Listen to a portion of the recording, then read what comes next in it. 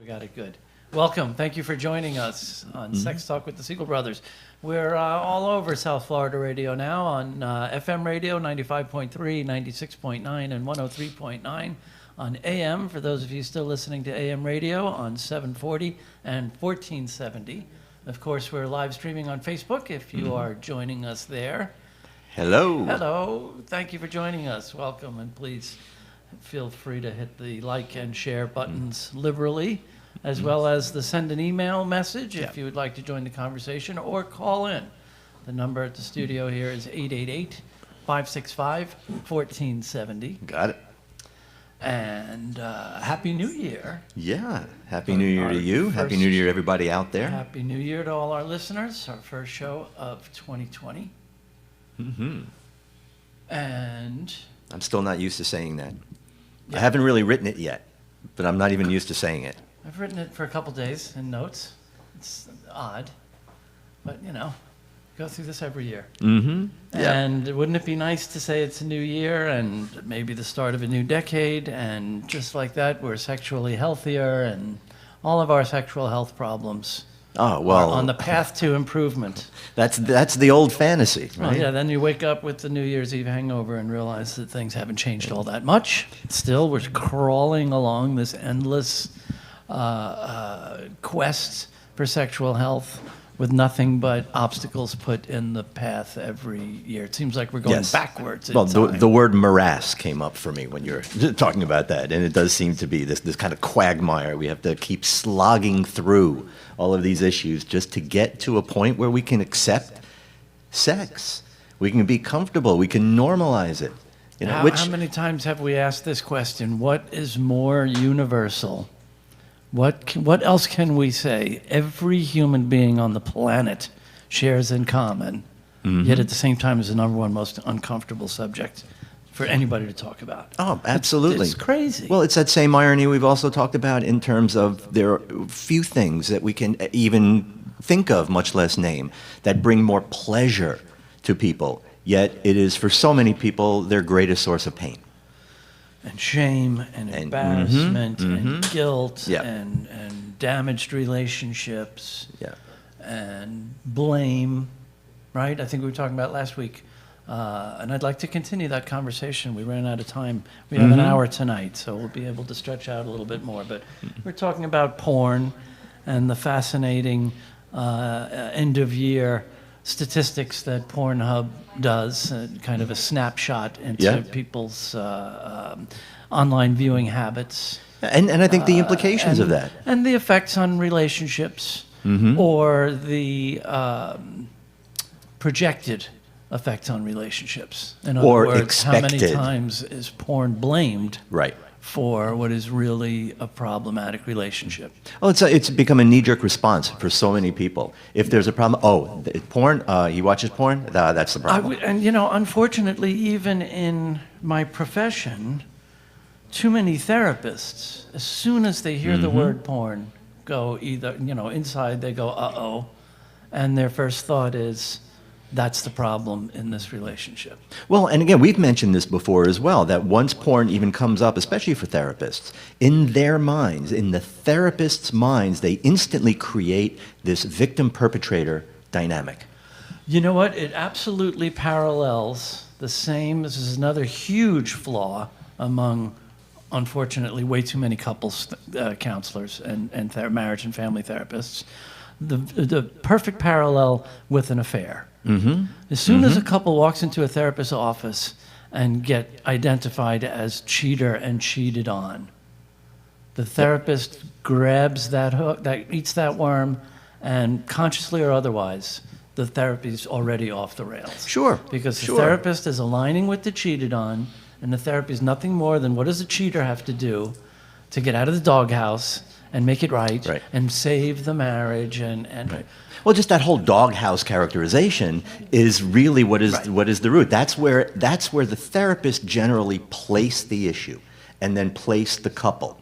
Right? And let me take issue with something you just said. I don't think that parallels how most therapists look at and characterize affairs. I think it's exactly the same continuum, because I think when porn does become an issue, especially if one partner complains that their partner does to any degree watch porn, it instantly is setting up as a betrayal, as like an affair. It is set up almost like there was this kind of infidelity. Yeah. And, well, that's come up in conversations before. I think we had a caller ask about that a while back.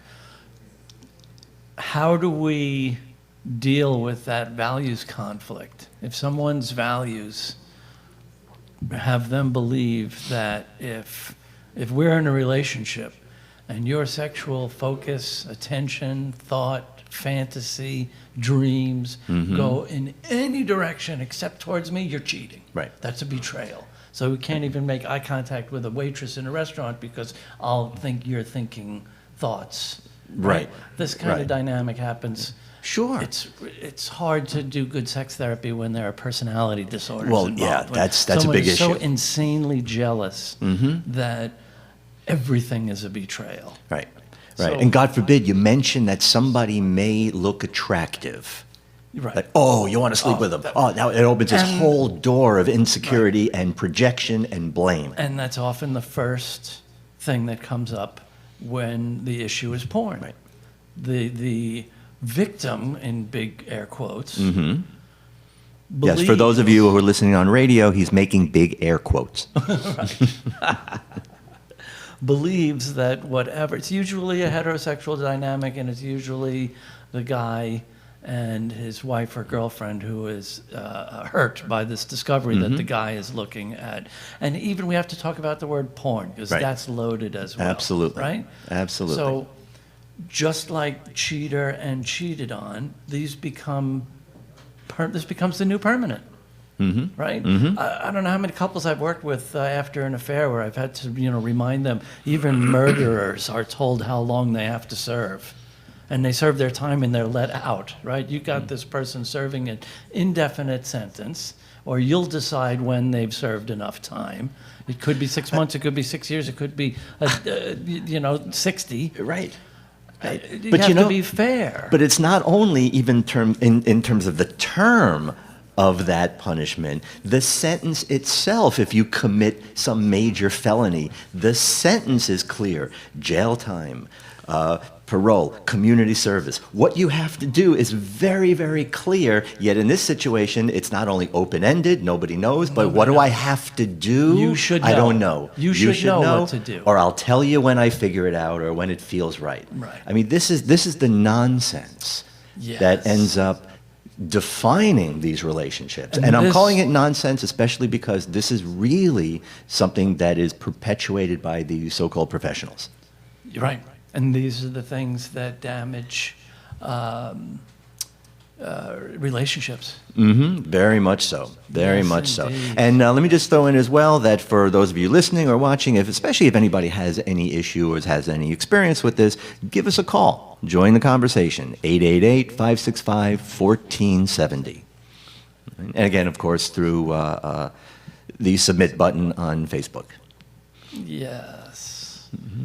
So going back to some of the data and Wait, some of the I stats. just want to say we have a wonderful guest who's snuck into the studio. He's a little camera shy, but I'm going to have a microphone over there in case she wants to join the conversation. Oh, good. Good. So we won't have to let anybody see you, but they can hear you. Yes, we're really glad to have you here. Why don't you introduce her? No? Okay. If We you have just- some person here. Some brilliant therapist from New Jersey. And we'll leave it at that until things change. So, as I said, this word porn has become so universal that people look at you strange if you use a phrase like sexually explicit media or erotica. Or erotica. Oh, that confuses people. Which, right. Everybody's, come on, you're talking about porn.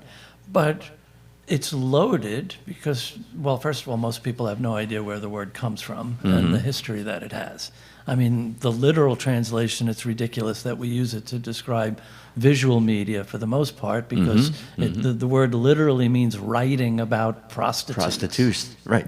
Right. Right. So how that has come to be word, I guess, writing stories has turned into pictures and Well, I guess if you have to pay for right. it, although these days it's all free download, so it really shouldn't be called pornography anymore.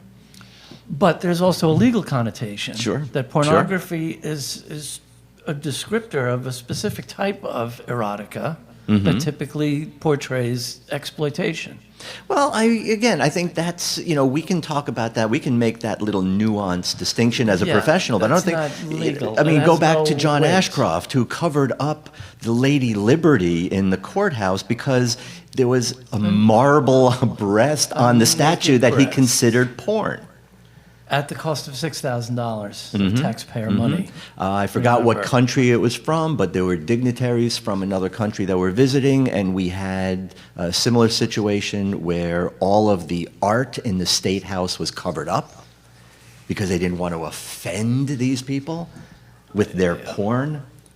Well, So, I mean, I think... remember, was it in the late 80s, early 90s when that museum curator in Cincinnati or Cleveland was put in jail for showing a Mapplethorpe exhibit?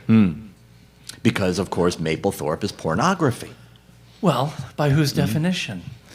Well, unfortunately, Right. by the Supreme Court's definition, that can be so arbitrarily used, Right. which is probably one of the most famous and ridiculous Supreme Court justice statements I think ever made in I'll terms know of, it when I right, see how it. do we judge pornography? I know it when I see it. I can't tell you what it is, but I know it when I see it. Right, yeah, talk about an arbitrary standard. Well, there's that difficult word to say, prurient.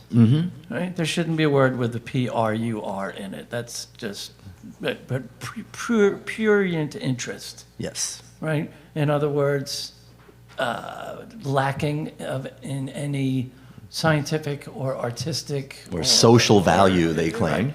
And again, and who gets to? Well, but it's not just the lacking in that social value or any redeeming quality, but it's also that idea. The prurient aspect is that it stimulates heaven some forbid, we should- erotic we should- feelings. Right? That's why table legs had covers on them, and bathtubs, because it would stimulate sexual thoughts Yeah. in people. Right. If you're getting turned on by furniture, you have issues way beyond. Well, we'll talk about that when we talk about fetishes Yeah. later on. Thank you, Paula, for that comment on Facebook. Another Dr. Ruth with a question mark. I would say I only wish.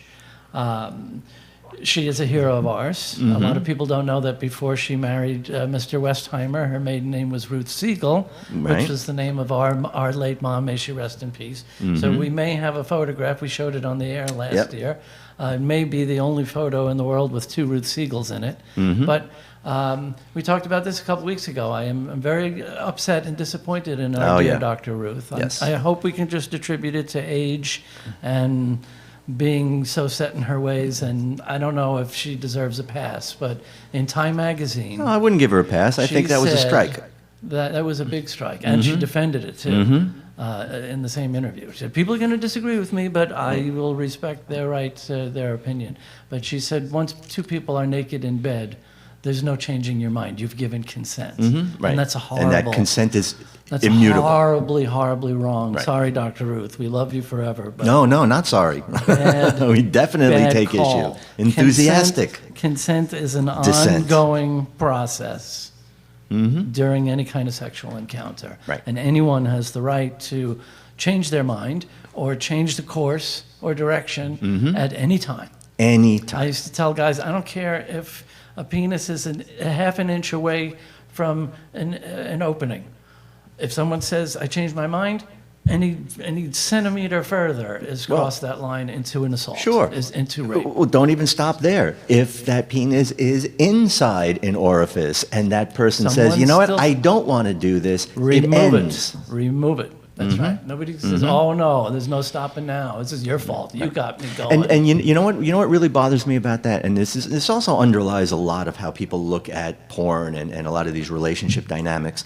I think that really, and especially with Dr. Ruth, I think that speaks to this archaic view and idea that guys, once they become sexually aroused, Of course. they cannot control themselves. They cannot turn it off. They cannot stop. So a guy, once he gets an erection, is a sexual juggernaut. right? And it cannot be interfered with Right. until he reaches his completion. Right. I don't want to upset Ken, so I'll say cojones azules is a myth.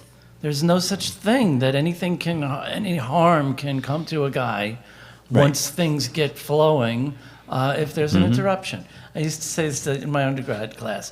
Imagine, you get lucky with some married woman whose husband is out of town on business, and all of a sudden there's the car door in the driveway. How many guys think, "Oh, I can't stop now. Sorry, I don't want to get the blue ones." No, you're going to be running out the window and running down the street naked and not caring about erections or Right. not, right? No. Interruption may be uncomfortable. Sure. Sexual tension, like any other tension, seeks to be released. And if it's Right. interrupted before it's released, yeah, people are going to be uncomfortable. But guys, I've heard guys, and you have too, they swear, "Oh, it's painful. I'm doubled over. It's agony."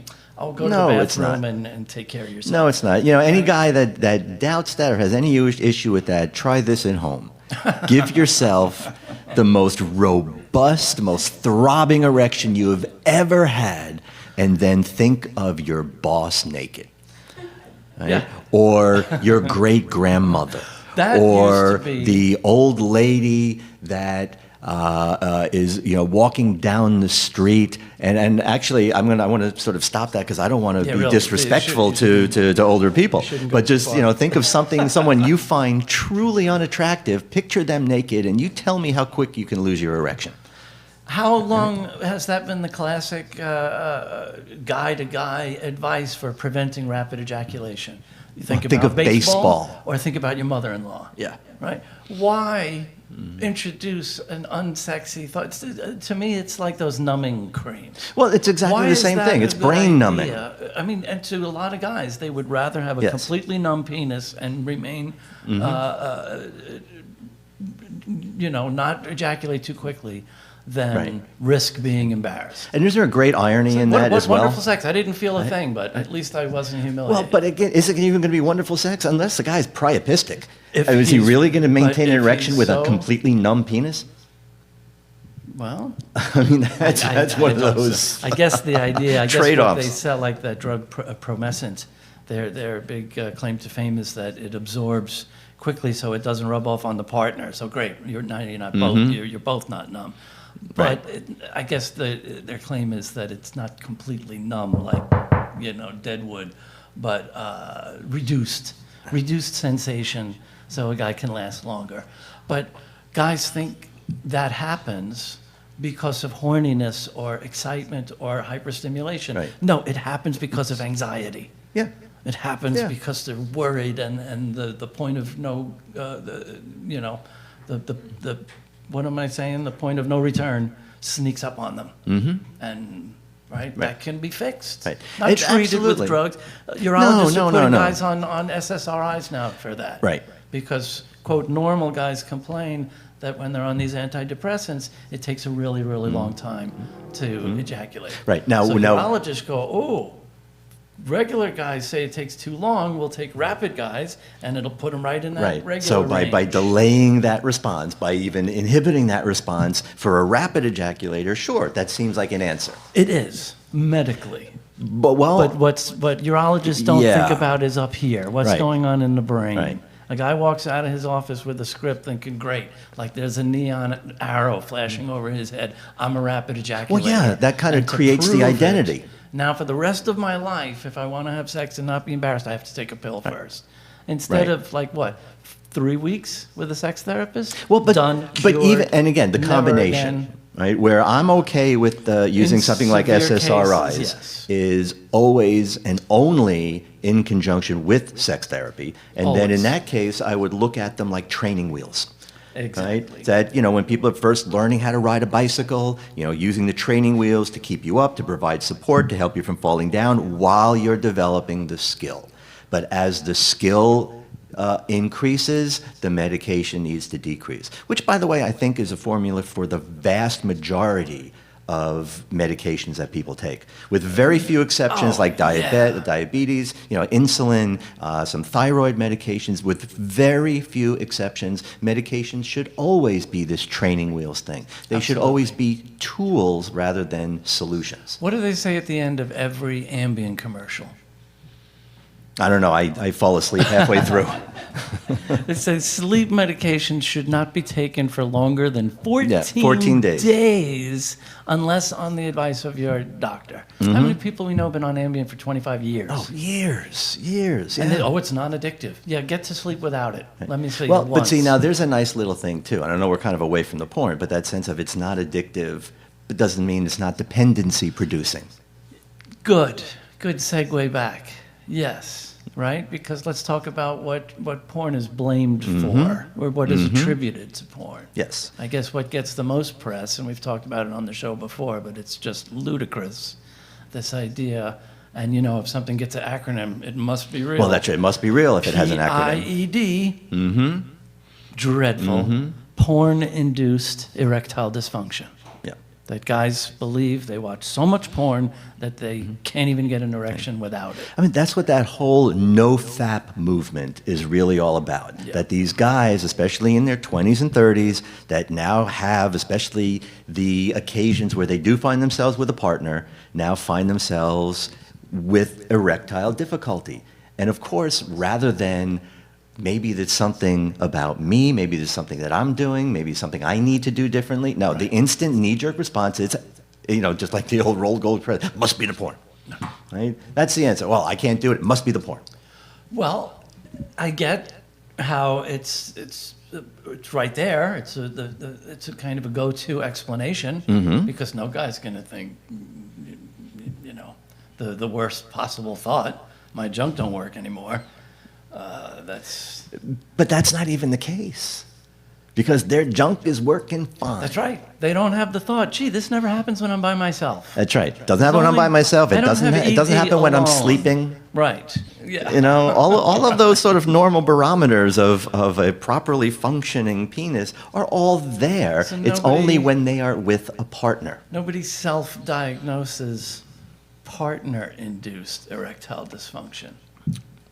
Right. When in fact that's probably what it is. But anxiety. There is an anxiety when one is alone. Yes. Completely lost, absorbed in a fantasy world of high arousal and zero performance pressure. Which is basically what that sort of masturbation is about. And we can skip around that one as well. When people talk about this, this incredibly ridiculous phrase, which always makes me laugh when people hear, and it brings out the brat in me, because I always have to say something sarcastic when I hear people. But this looking at porn, yes, that's what they're doing. It's a gaze, it's an observation. That's all they're doing, looking at it. That's the only activity that's going on. Right. I mean, again, let's be honest. People use porn to masturbate. The whole issue, it's said often. And this is an issue of masturbation, but not of porn. That's why, because we're still too immature to talk about masturbation, it's easier to blame the porn. And porn for the most part, yes, a lot of couples enjoy porn as part of their sex life, but the vast majority of porn use is solo enjoyment to stimulate fantasies for sexual arousal. Right. For men and women. How many times have we had, we get these panicked college students, these guys who think that they're porn addicts or sex addicts because they masturbate daily. And we ask them, if you were having sex with someone every day, would you be here complaining in a panic, telling me you have a problem? And without fail, every guy says, no, I wish I was having sex every day. And I say, you are. You are. Right? Like your penis knows if anybody else is in the room? Right? No. But the head certainly does. Right. And that's where all sexual dysfunction begins, right? Because the most important sex organ of the body, everybody, just a reminder, is not between the legs. It's between our ears. That's where sex lives. That's where desire comes from. And it's, people talk about mind, body like they're a separate thing. Our body is just this vehicle carrying around. First of all, there's no such thing as a mind. right? Exactly. It's just a concept to try and explain some of the gazillions of things our brain is doing. Well, I mean, Thoughts, again, feelings, emotions. because we don't know where right? that transition. How do you get proteins moving and molecules interacting to, And you know, cells thinking of shooting your chemicals at grandmother's apple other- pie, Right. right? even Or a more- sexy erotic thought. Yeah, and what makes something, right? How many times have we just drawn 2 circles on the board with dots, right? That's just 2 circles with dots, and like every guy in the room goes, boobies. Yeah. Right? That's because our brain is wired that Right. way. To Right. see from sounds, you know, that's part of it too. A lot of times, instead of, you know, when guys come with presenting with what they call out of control problems or inability to disconnect from porn, sometimes I just have them do just like you desensitize a phobia. Just step by step by step. Do your thing with the porn, right? Get yourself going. Then see if you can turn your computer around and just go by the sound and finish. Then the next time, get yourself going, then close the computer halfway and log on to sexy thoughts and sexy images here like you used to, or for older guys before we had these things. Yeah. Right? Yeah. And then maybe you can get yourself started and immediately close the computer. And then the next step is you've disconnected. Now you're back to masturbating without the porn. The same way how our friend and colleague and guest on the show, Doug Braun Harvey, just sidesteps this whole endless debate about sex addiction or not by just talking about, like an example of chemical drug use and sex. How do we disconnect the sex and drug linked behavior, right? So how can guys disconnect the porn and masturbation? Instead of assuming they're one and the same, Right. that they have to abstain and you know, tie their hands to the bedposts like they used to do to boys when they went to sleep at night to keep them from touching themselves. Right. And, you know, and again, and this sort of ascribing this nefarious, you know, external force that takes them over. And these guys that watch so much porn are victims of their porn because they're victims of their brain. Isn't that another interesting irony? The more we seem to be learning about the brain, the more it's becoming our biggest enemy. Yeah. It's not an understanding of it. We're becoming afraid of it. It's like, oh, well, this is well, that's why it's taking over. Which is, again, it's all nonsense. These people know nothing about the brain and what it's doing. Yeah. Keep your brain scans. They don't tell us anything. They're out of context. I quoted you on this because it's one of the most brilliant things I've ever heard. All of this attempt at applying neuroscience concepts to try and explain the brain. It's like looking in one window on the ground floor of a skyscraper and trying to assume what's going on in the entire building. Right? Yep. By peeking into one window. And Right. like In you- one like moment. You point out, almost all of that research is done in bugs or ferrets or Rats, moles animals, or- and right. yeah. We barely And scratched fruit the flies. surface. So we're about halfway through. We're going to take a short break. Thanks for joining us. Stay with us. We'll be right back with more Sex Talk with the Siegel Brothers.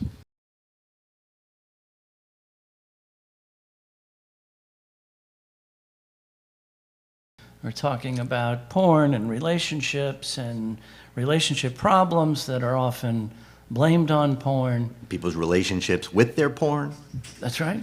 Yeah. That's I think an under-considered dynamic. Indeed. You know, I've often used that framing for a lot of different things. You know, when I talk with people dealing with chronic pain, for example, you know, that's part of the framing that I use and look at, you know, kind of their relationship with their pain. You know, people have these relationships with all these different things, and yeah, people have a relationship with their porn. But because, as we were just saying before the break, because of people's relationship with masturbation, which is typically wrapped That's another in relationship. embarrassment and shame and Sure. something that no one is supposed to admit to, and perpetuate the myth that masturbation's only for lonely losers who can't find a partner, right?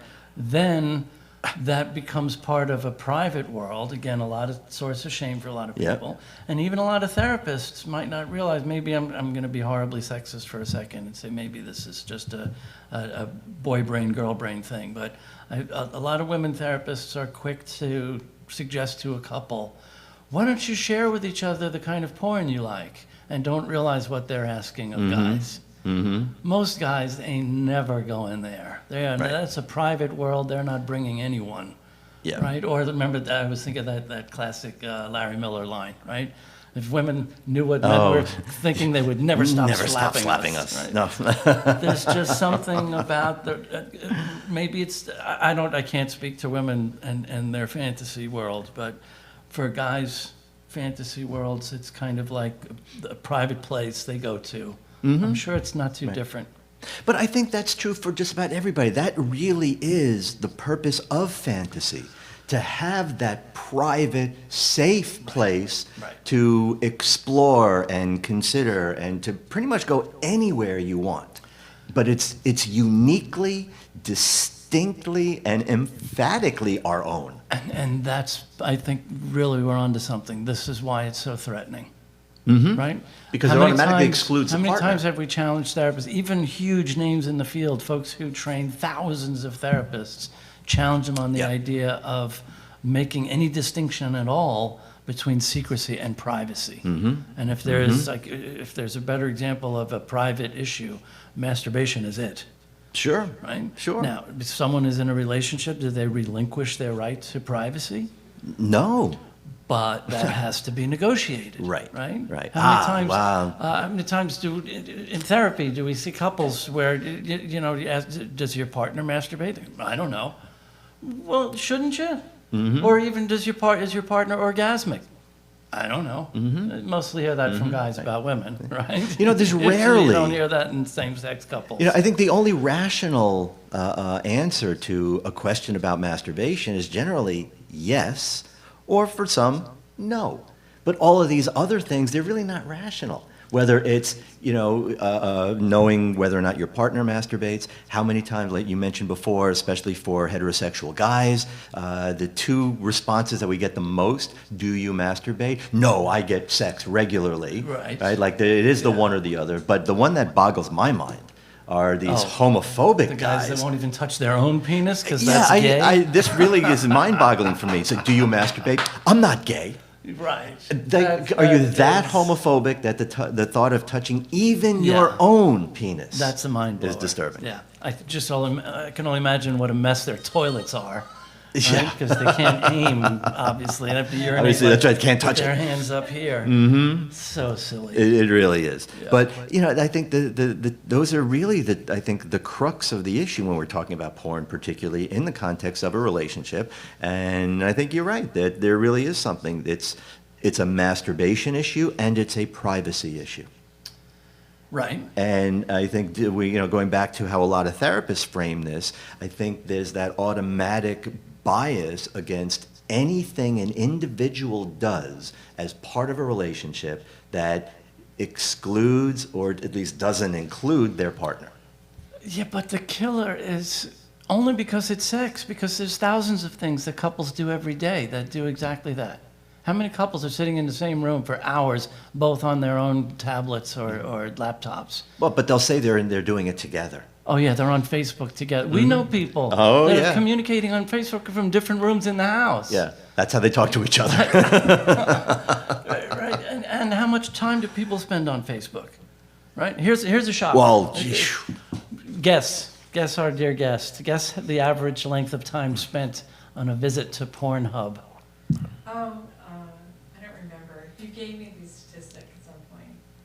A lot of hours. No. A lot. No. 10 minutes and 36 that's right. seconds. Right. Yes. 10 minutes and 36 seconds is the average visit duration in the United States, which is actually down 1 full second from the previous year. But we're still a second and a half, I believe, above the world average. This is the new statistic.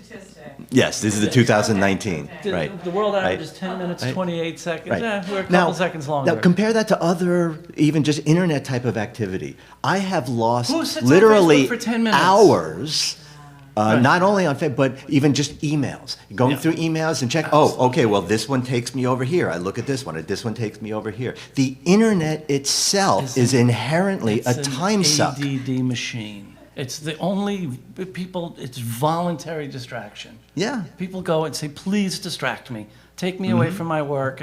Ooh, here's a pop-up. Ooh, here's a. Ooh, I want to know about this celebrity. Exactly. Or you check this, you follow this link, you follow that link. It's insane. These all this clickbait stuff But that there's people no- take. You go with this one. There's no FBA 12-step fellowships. No. There's no. But see, here's there's no the great football irony. Anonymous. That's right. And here's the meetings. great irony. People probably spend less time online with porn than virtually any other online activity. 10 minutes, 36 seconds is the average visit. Yeah. There is no other activity that's done. And, something else we were talking about earlier today. Why are people so hypersensitive to distraction during sex?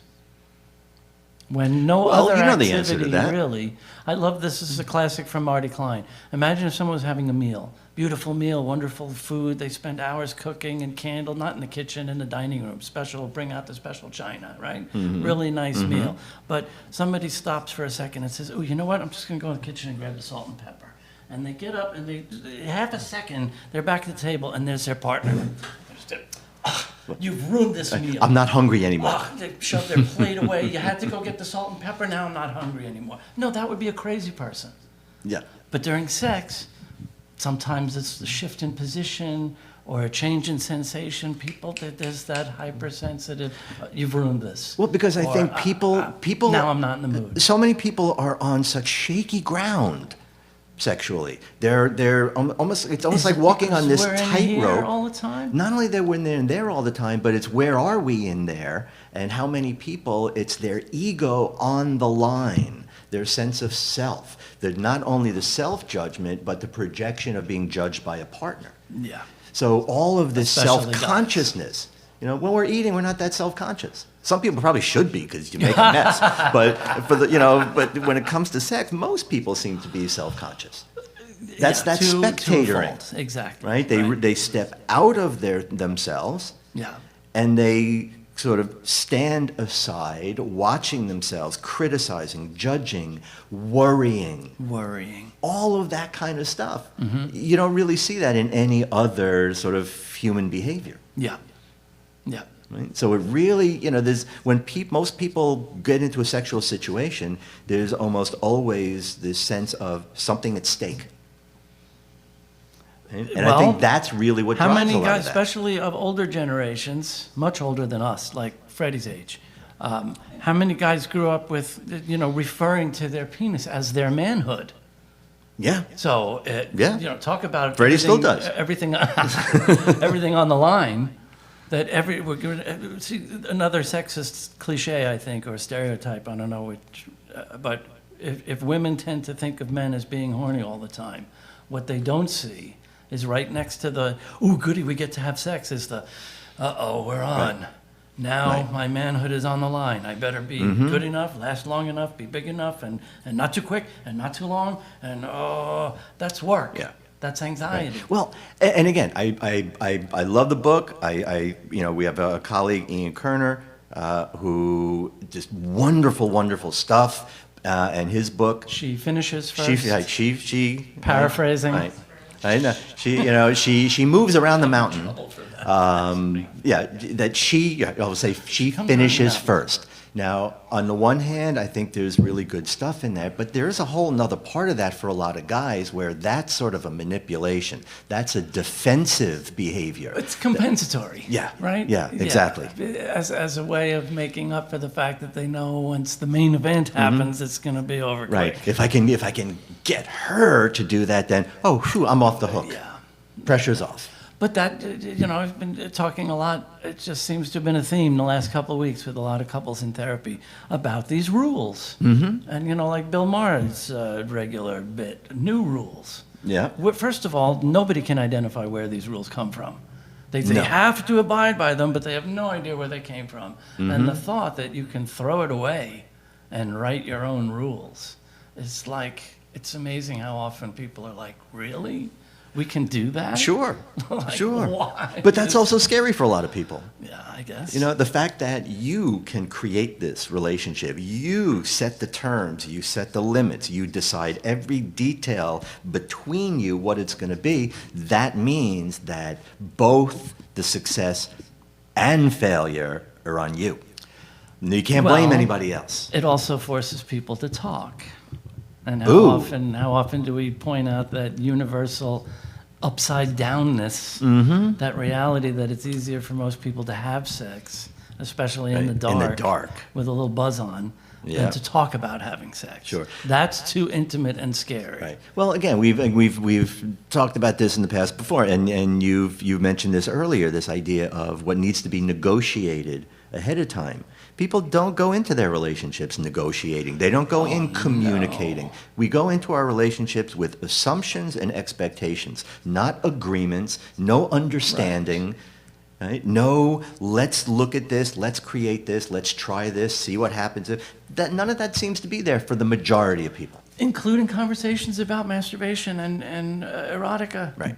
Right. That's why, wasn't it last week, 2 weeks ago, we were talking about this? How do people learn what the rules are in a relationship when they break them? When they break them. Right, That's exactly. that's no way to have a healthy relationship. No. And nobody would go into business that way. Mm-hmm. Right. This contract is blank. Oh, don't worry. We'll fill it in as we go Right. along. Just sign it. Mm-hmm. You must be Right. crazy. And, oh, by the way, you didn't know you were taking a test, but you failed. That's right. I mean, that really is, I think, again, what that foundation of a lot of our problems are. Remember, we have this puritanical legacy that we still live. We still have this way in this country of looking at any type of sexual behavior or sexual act, even talking about it as a sexual act. Again, sex is something we do, Perform. not something we are. Right? We don't look at it as this part of our humanity. Right? The core, the central aspect. I mean, sex is that sense of our maleness, femaleness, not just with gender, but it's all connected. Right? And for especially a lot of millennials out there, no, I'm sorry, gender is not completely socially determined, and you don't get to choose whatever you want. There is a very biological aspect to gender as well as sex. Right? So as we're growing and we do see more diversity, yes, but there's also a lot of play acting out there. And, it's hard to know where to draw that line, so I'm not even going to go anywhere near that. I'm just putting that out there. That there is a very, very definite biological aspect to gender. Sure. And it just can't be denied. Right? Our brains are different. Really, I mean, as much as this is also kind of a regular theme for us, as much as I hated that John Gray stuff from, 25, 30 years ago, that men are from Mars and women are from The Venus. title is the only thing legitimate. No, I don't even like the title because it implies we're different species from different planets that'll never understand each other, right? We are far more alike. Oh, than sure, different. sure. All of our organ systems and parts right, with except between the legs and between the ears. Right. And those are significant Right. differences. And we do perceive things differently. And We do chemically, process differently. Yeah, I mean, when did it become? I remember at some point growing up, and I didn't get this email. I never got the memo. Nobody invited me to a meeting. But somewhere along the line, we went from celebrating our differences to it now almost being a crime to have differences.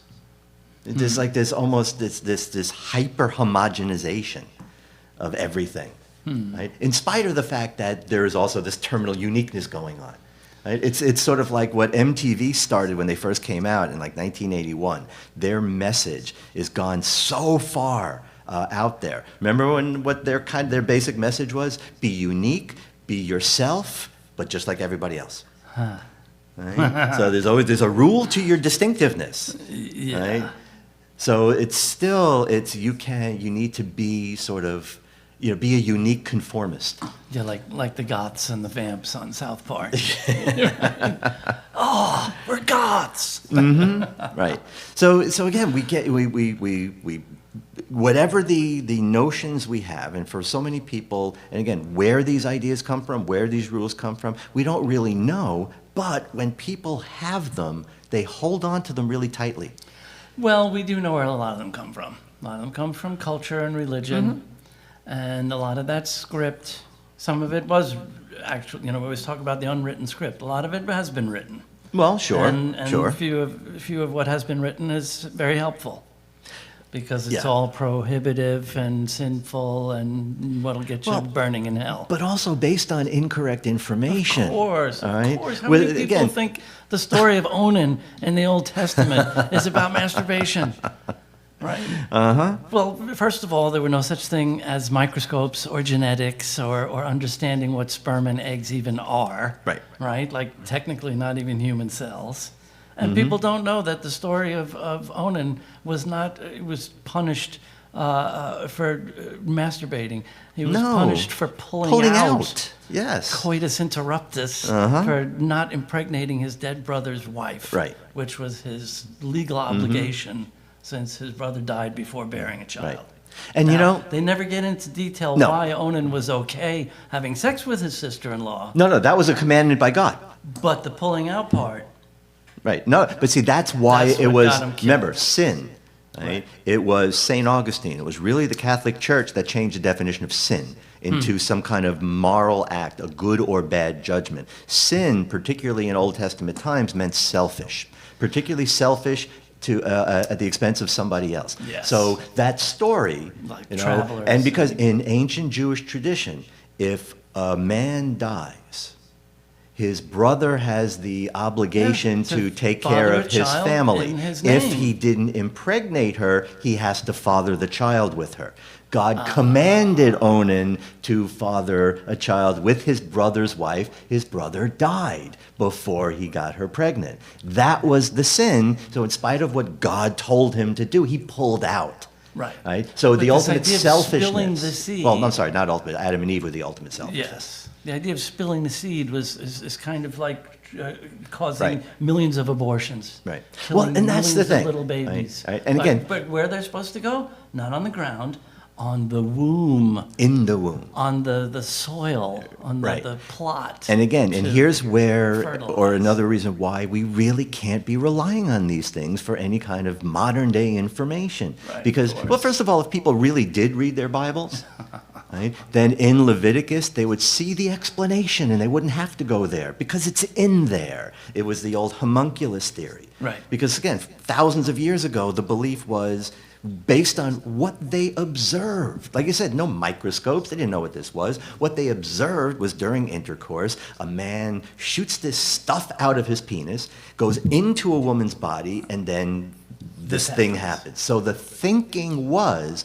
we carried, that's the homunculus Baby theory. seeds. Man carries Yeah. the seed and The the child. baby And it even seeds. says that in Leviticus, that like the acorn, Right. like the seed of the tree, it contains the whole tree. So basically, women's bodies are just incubators. I wonder how they explained it when the kid came out looking like mom. Or how about just another genetic diversity? Right, yeah. Right? I don't- And again, that's also where we got chimerism from.